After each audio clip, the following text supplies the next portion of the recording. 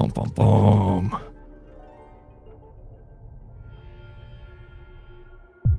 It's all by design.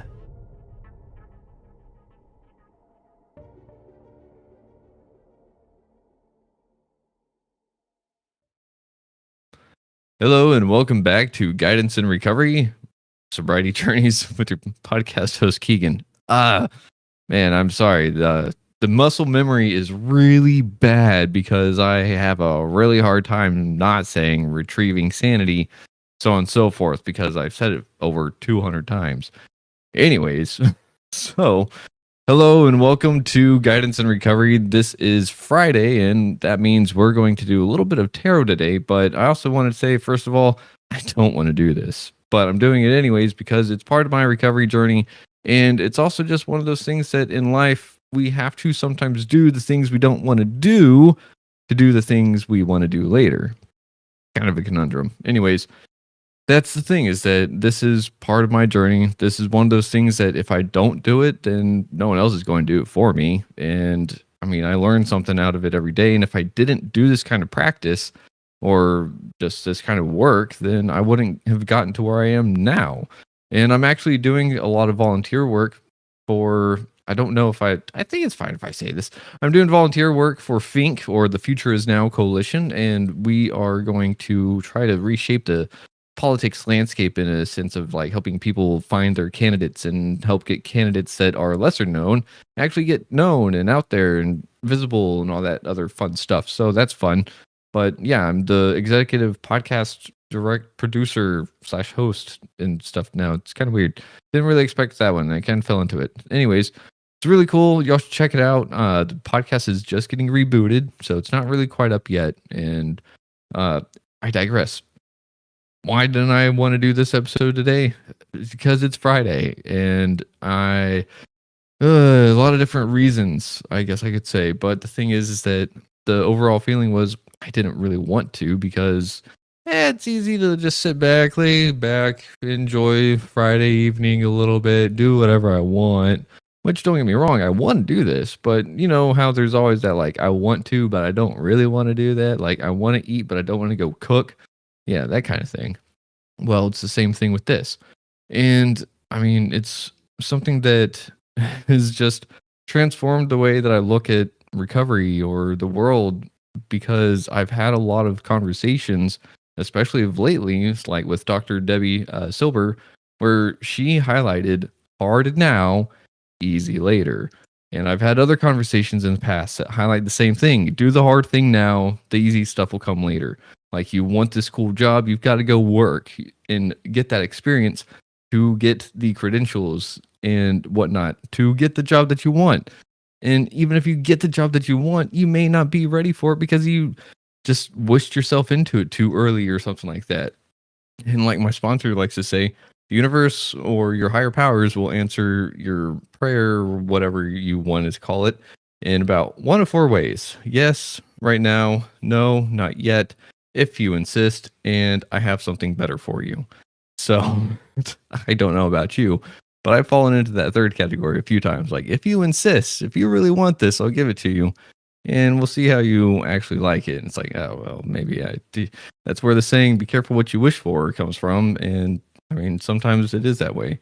And that's kind of the thing too, is that if we get what we want, did we really get what we want? Or was it just a fantasy that we had in our mind of what it is that we were thinking it was? And once we got it, it's like, oh, well, illusion is gone. Fantasy land is not with us anymore.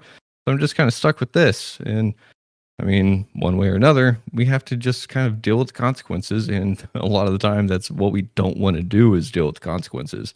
Sometimes we don't want to deal with the journey. And that's kind of what today's card was. So before I started this whole episode, I asked a deck of mine. This is a little traveling case, but this is actually a super special deck that was gifted to me from a friend. And it is the Tarot of the Abyss. I think we've done this one before. So today I asked what it was that the audience and I needed to hear about whenever it comes to doing things we don't necessarily want to do, and it pertains to recovery. So keep in mind If you don't really know tarot too well, that's totally fine. It's a practice, it's a skill, it's an art, and I'm going to just read what this little book has to say about the suit of wands, especially the court cards, because this was the page of wands that we got right here. So as you can tell, it's a lady going and collecting firewood for a bonfire that's going to happen later on. So, with that being said, let's dive into the Page of Wands in the Tarot of the Abyss real quick and see how we might be able to translate that into doing the things we don't want to do, but we still got to do them anyways, or also known as hard now, easy later.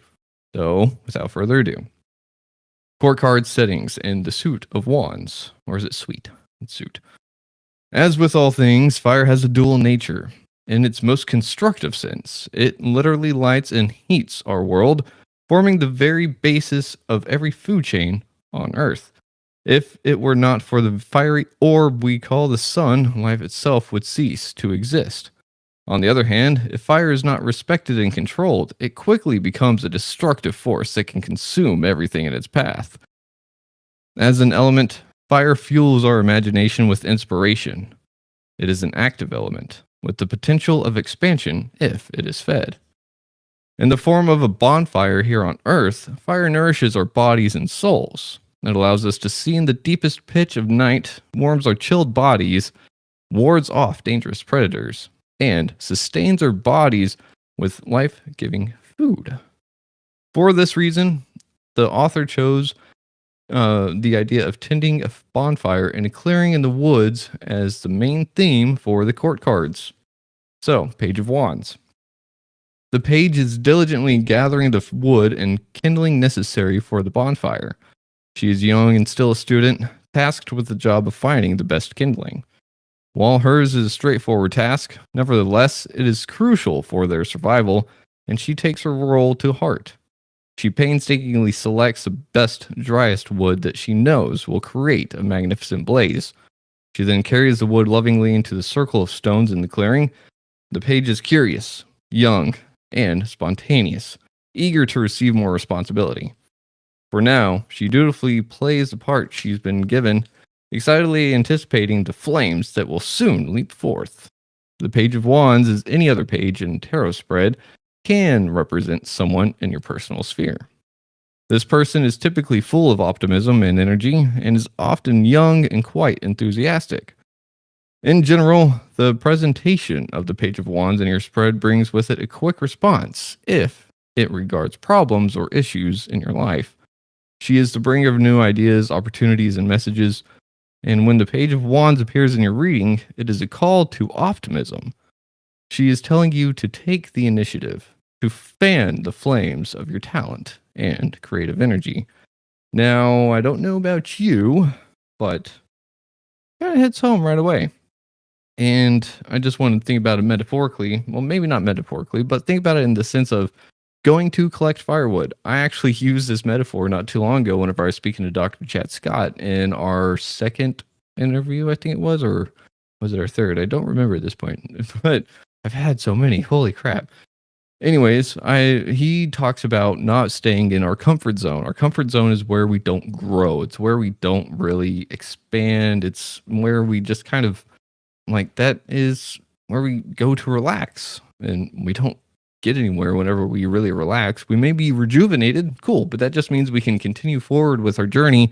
It doesn't mean we get any further in our journey. So I had sat there and I was like, well, it's kind of like going to get firewood for a fire, because if I'm going into uncomfortable territory, it's like I'm going into the dark areas to get new wood for the fire in the middle of the campground or whatnot. And that's kind of what the page is telling us right here too. I mean, we don't have to be super excited and just off and doing all this, because we can actually sit there and be like, I want this fire, but I have to go collect this wood to make it happen in the first place. And it's dark and scary out there. I don't know what's out there. I might not make it back. Who knows?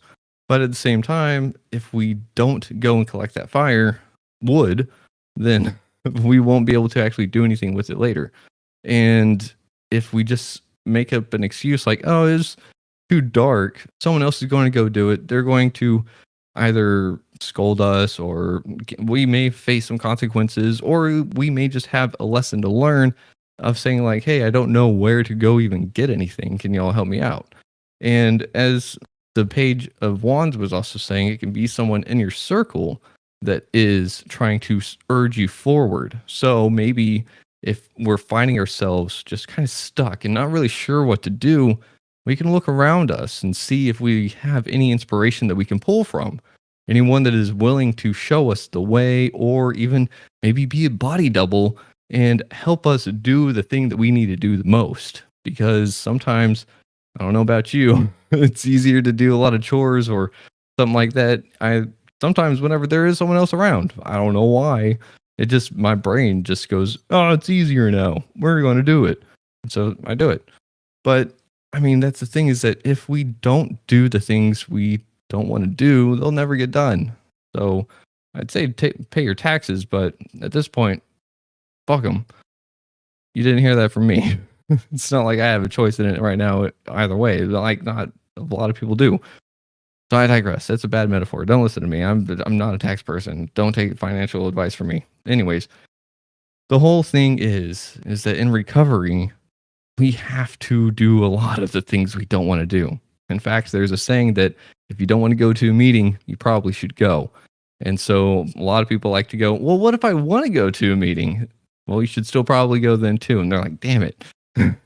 So that's kind of the thing, is that we have to be willing to do the things we don't want to do. Now, I'm not saying that we have to be excited about it, but one thing that I learned in my journeys, like with being an apprentice electrician and everything, was that if I sit there and complain the whole time that I'm doing the thing I don't want to do, it's going to just drain me of energy. It's going to preoccupy my mind, and it's going to make me hate the thing that I'm doing like a billion times worse. And it just sucks that much more. So instead, what I can do is I can sit there and look at the task ahead of me like, oh, I've got to crawl up into that attic and do all this. Oh man, that's really going to suck.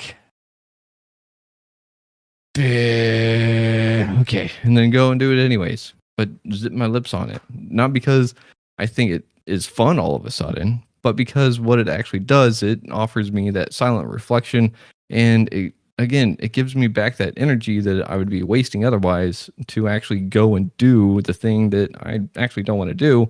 Helps me get through it faster. I don't sit there and worry too much about it. I'm doing the thing to help get it done and out of the way, so I can go and clock out faster. Well, not necessarily faster, but move on to another task that maybe not as be laborious, or something that is maybe more enjoyable. Who knows? So that's the thing, if I don't actually go and do the thing that I don't want to do, then the thing I want to do isn't going to be there in the end. Whenever I get to where, well, if I even get to where I want to go in the first place. So a lot of the week, we're sitting here and we're having to do these meetings.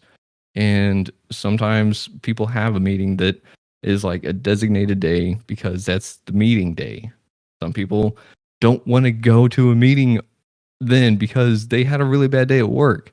But maybe that's the time that you actually need to go, so that you can tell everyone else, like, hey, I'm really struggling here. I don't want to pick up. I don't want to use, but I don't know what to do. Someone can sit there and offer fellowship in the after meeting, in the parking lot, whatever have you, and it could save your life. You could save someone else's life. And a lot of the time in recovery, we help each other out by helping each other out. We help ourselves by helping each other, and we help others to help ourselves. It's a weird paradox, conundrum, whatever you want to call it. It's actually really cool though. So whenever I don't want to talk to someone or do something, maybe that's a sign I actually need to do it. Now, it doesn't necessarily mean sit there and sacrifice all my time all of a sudden to go and say, oh, I'm going to speak to this person for 5 hours. Maybe it turns into that depending on how everything unfolds, but it's also where boundaries come into play. And that's where it's like, all right, I'm going to do this, see how it is, but I have these boundaries in place. And you can even start the conversation off saying like, hey, I got somewhere to be or something to do after this, but let's talk it out. Let's see what we can do to help. Let's do this or that. And we never know what we're going to learn in an experience with someone else, even with ourselves doing something we don't want to do, because that is just how life works. If we knew everything, well, I mean, would it really be life? I don't think so. And that's kind of the beauty in it. But with that being said, we are at the 15-minute mark. So, like I said, we're going to keep these Friday streams a little bit shorter. This was the Page of Wands from the Tarot of the Abyss. And I hope you are able to enjoy your weekend. And if you don't have an actual weekend, then I hope you enjoy some time to yourself at some point and just do your best to relax a little bit after doing the things you don't want to do, because it will pay off. It may take a little bit, but it will pay off eventually. So with that being said, we'll see y'all next time. Don't forget, try to love yourself, love others if you can, but you got to try to love yourself first. Be your favorite version of yourself today if you can. And if you're having a mental health crisis, you can dial 988 or text 741-741 if you're in the LGBTQ plus community. And, oh wait, sorry. You can text 741-741. And if you're in the LGBTQ plus community, you can call the Trevor Project up in Canada, and they'll help you out. So with that being said, we'll see you next time. Much love. Schlag.